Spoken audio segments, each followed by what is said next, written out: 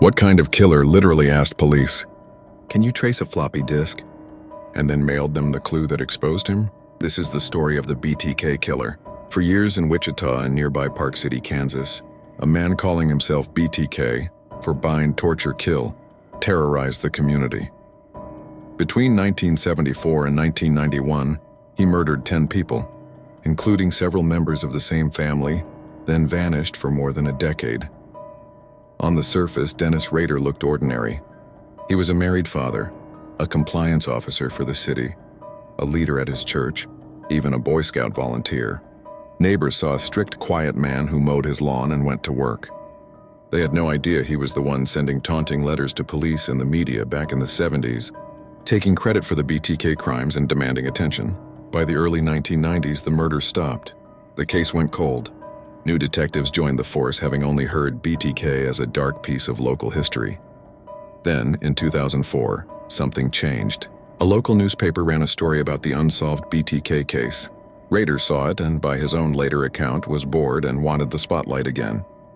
BTK began sending new messages, letters, packages, even items linked to old crime scenes.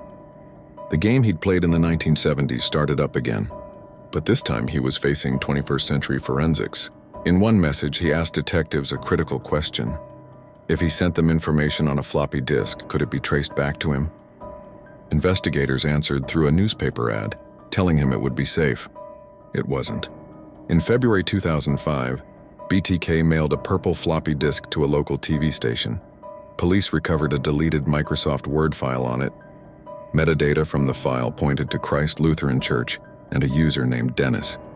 A quick search showed that Dennis Rader was the president of that church council, and he drove a vehicle matching one seen near a victim's home. Detectives still needed hard proof. They obtained a DNA sample from a medical test taken by Rader's daughter years earlier. The lab found a close familial match to DNA from a BTK crime scene, strongly indicating that the killer was her father. Combined with the digital evidence, it was enough. On February 25, 2005, police stopped Rader near his home and arrested him. Confronted with the evidence, he eventually confessed in chilling detail to 10 murders committed between 1974 and 1991.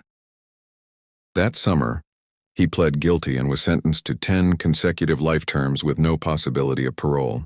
He remains in prison in Kansas.